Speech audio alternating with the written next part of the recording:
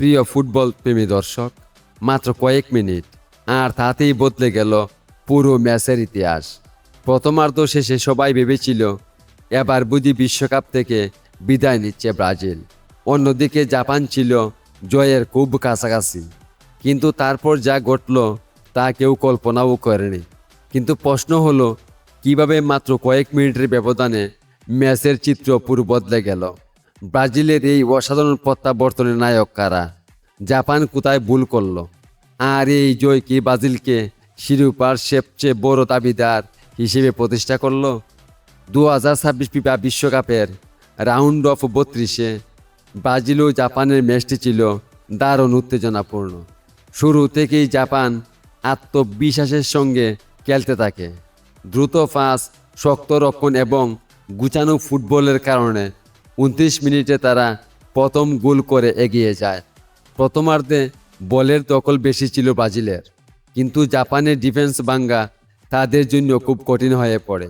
দ্বিতীয়ার্ধে যেন সম্পূর্ণ বদলে যাওয়া এক ব্রাজিল মাঠে নামে। একের পর এক আক্রমণ, দুর্দান্ত প্রত্যাবর্তন আর শেষ মুহূর্তের শেষ অবিশ্বাস্য গোল, যা মুহূর্তেই পুরো স্টেডিয়ামকে আনন্দে ফেটে পড়তে বাধ্য করে। জাপানের চোখের সামনে স্বপ্ন ভেঙে যায়, আর ব্রাজিল আবারও প্রমাণ করে কেন তাদের বলা হয় বিশ্বের অন্যতম সেরা দল। জাপানও কয়েকবার পাল্টা আক্রমণ করার চেষ্টা করেছিল, কিন্তু ব্রাজিলের অভিজ্ঞ ডিফেন্ডার ও মিডফিল্ডাররা তাদের বড় সুযোগ তৈরি করতে দেয়নি।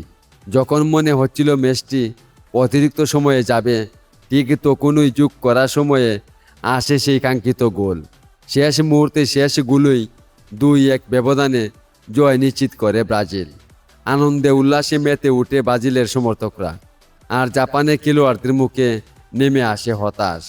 ব্রাজিলের জয়ের পেছনে ছিল 3টি বড় কারণ।